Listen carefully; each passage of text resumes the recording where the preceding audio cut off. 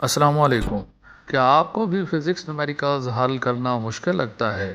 اگر آپ ابھی نئے نئے نائنتھ میں آئے ہیں تو یقیناً آپ کو اس مسئلے کا سامنا ہوگا، لیکن میں آج آپ لوگوں کو 5 ایسے پوائنٹس بتانے لگا ہوں کہ جن پر آپ عمل کر لیں تو انشاءاللہ آپ کو نومیریکل حل کرنا آسان لگے گا۔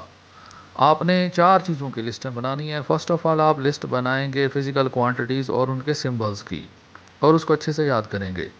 دوسرے نمبر پر آپ نے یونٹس اور ان کے سمبلز کی لسٹ بنانی ہے اور اس کو بھی اچھے سے تیار کرنا ہے۔ تیسرے نمبر پر آپ پریفکسز کا ٹیبل لکھیں گے، اس میں آپ نے ٹیبل کی ویلیوز ان کے سمبلز اچھے سے یاد کرنے ہیں۔ چوتھے نمبر پر آپ نے نومیریکلز کو سولو کرنے کے لیے جو فارمولاز استعمال ہوتے ہیں ان کی لسٹ بنانی ہے اور اس کو اچھے سے تیار کرنا ہے۔ جب یہ 4 لسٹیں اچھے سے تیار ہو جائیں گی تو پھر کچھ اور اہم پوائنٹس ہیں جو آپ نے مد نظر رکھنے ہیں، بلکہ ان کو بھی آپ ایک الگ شیٹ پر لکھ لیں اور اچھے سے یاد کر لیں۔ پہلا پوائنٹ یہ ہے کہ جب کوئی باڈی ریسٹ سے موشن سٹارٹ کرتا ہے تو اس کی انیشیل ویلاسٹی 0 ہوتی ہے۔ ایسے ہی اگر کوئی باڈی چلتے چلتے رک جاتا ہے تو اس کی فائنل ویلاسٹی 0 ہوتی ہے۔ ایسے ہی اگر آپ کسی آبجیکٹ کو نیچے سے اوپر پھینکتے ہیں تو اس کی فائنل ویلاسٹی 0 ہوتی ہے، اور آپ نے کسی آبجیکٹ کو پکڑا ہوا ہے اور اس کو چھوڑتے ہیں، نیچے گرا دیتے ہیں، تو اس کی انیشیل ویلاسٹی کیا ہوگی؟ 0 ہوگی۔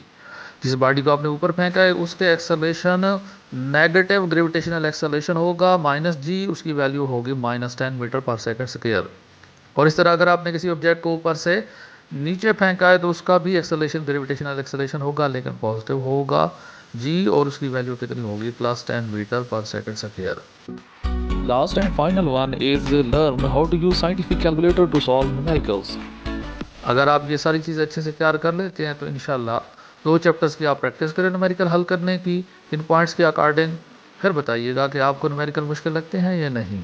اگلی ویڈیو تک کے لیے اپنا خیال رکھیے گا۔ اللہ حافظ۔